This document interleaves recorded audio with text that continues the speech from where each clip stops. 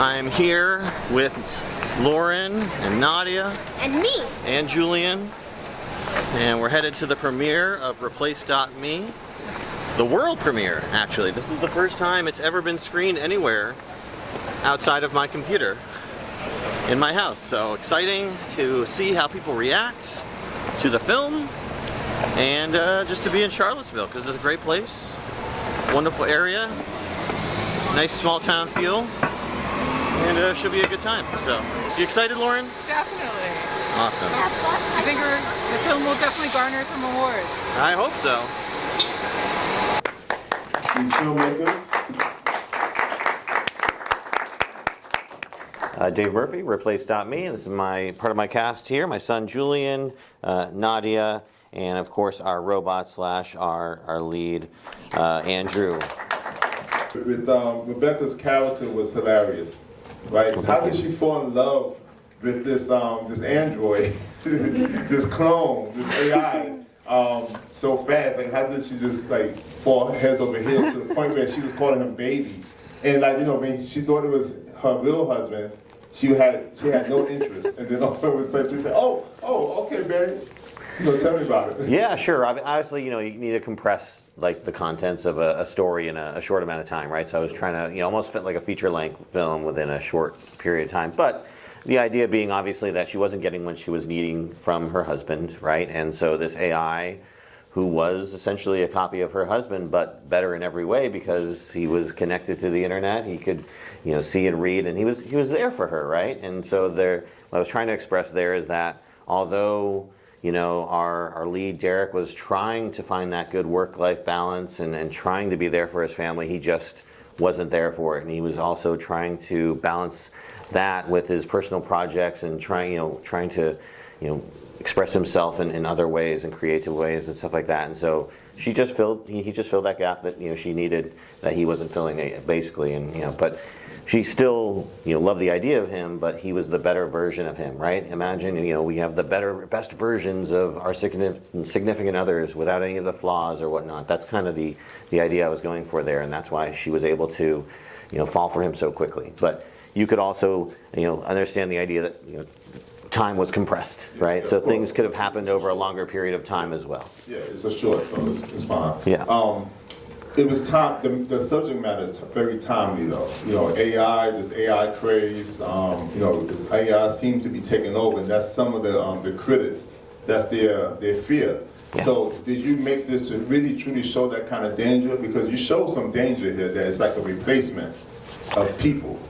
Yeah, no, I think, you know, I wrote this and kind of created it at sort of like the cusp of ChatGPT and stuff like that. We've only seen in the time that I created this like a year ago and today, like we're starting to see it come closer and closer to fruition. Like this is, you know, science fiction, but it will be science fact, I think, before we know it. And we all need to be prepared for what that means for the future of our engagement with other human beings, right? In terms of, you know, who are we talking to online? Are they real people? And, you know, got Elon Musk creating Tesla bots and stuff like that. So how many more years could this happen in the future? And then, you know, could we see real life situations like this? You know, people, you know, fall in love with inanimate objects all the time, right? You know, you hear about people, you know, marrying their car or something like that. So just take it down the road. You know, people will be falling in love with AI bots before you know it. I'm not gonna lie. I have names for my car, for my bike. I have names for everything. There you go. So the kids, you got the kids here and everything. So how was it working on this set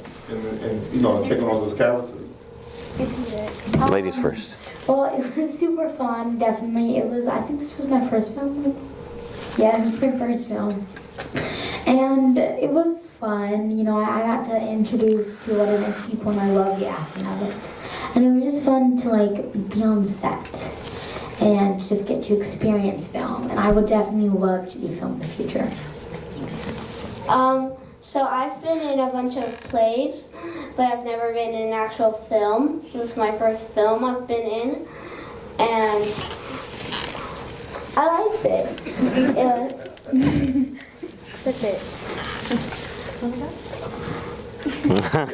Well, I have a question for you. So, taking on the character when you have to, you know, when you're playing yourself, your double, you really have to kind of have your eye line correct, and you know, like, you know, you was, when you were about to fight or kill yourself.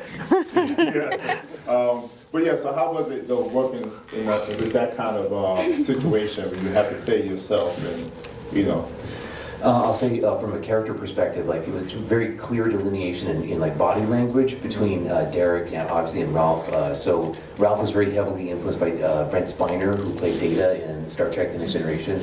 But that's really all Dave actually in terms of getting the eye lines right, in terms of like finding the correct edits. You know, it's a classic technique, that double exposure you see all the way back in, I think, silent film, honestly. But that's all on Dave's eye, and really finding how to set the scene right for getting all that action together. Yeah. So how was it having two wives? I mean, well, two girlfriends. I had never thought of it that way. It's actually really interesting. So what actually, you're saying. yeah, when Dave came with the script, actually, I had been experimenting with something called replica AI. So essentially, kind of, you know, an AI companion, and a lot of the conversations dealt with like kind of existential questions. I was very impressed and a little scared with that AI, so it was timely for me as well. To answer the question though. I think, yeah, Ralph came alive, the character Ralph becomes alive in interacting with the kids and feeling like he's actually making a contribution. It's like a revelation for his AI brain making real human connections. So in a way, he had a more successful strategy of being a human being than Derek did. Yeah, he was more human than human. I wish I would have started this earlier so we could have kept a lot of the audience, because this is some good stuff that you guys are here. So I'm sorry that, you know, most people left, but we're going to make it worth their while. But I did want to go back to you, David, to on the challenges that, you know, that you, well, one challenge, because we don't have a lot of time, one challenge that you faced on the set, and how was it rectified? Yeah, so when you're shooting, obviously, something that requires the same actor to be in multiple places at the same time, right? And the biggest challenge we had was continuity, right?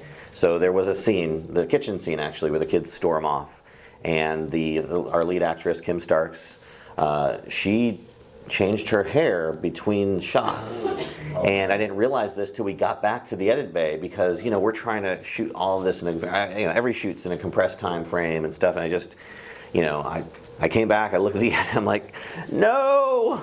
So thankfully we're able to go do reshoots and stuff like that, but yeah, continuity is huge, and that was, I'd say, probably the biggest challenge. Yeah, absolutely. Yeah, that was, it was, so how many days was the shoot? I think we did it over, I think, 4 days. Okay, yeah. 4 or 5 days total, yeah. Mm-hmm. Yeah, spread over the course of like 2 weekends. Yeah, that's a problem. Yeah, it's tough. But you was able to recover? Yeah, absolutely. You know, everybody's good sports, and we just got another day, and we just had to reshoot the scene. So Yeah, I paid it all worked out. money. Yeah, I saw your budget. Yeah, my budget was $40K. Yours was really low, so you was able to play around with that. Yeah. You had some good people. Yeah, who was willing, like some team members. Great people. Great people. Everyone else was like, "Man, you got to pay me for this." I'm like, "Nah, don't thank you. We'll work this out."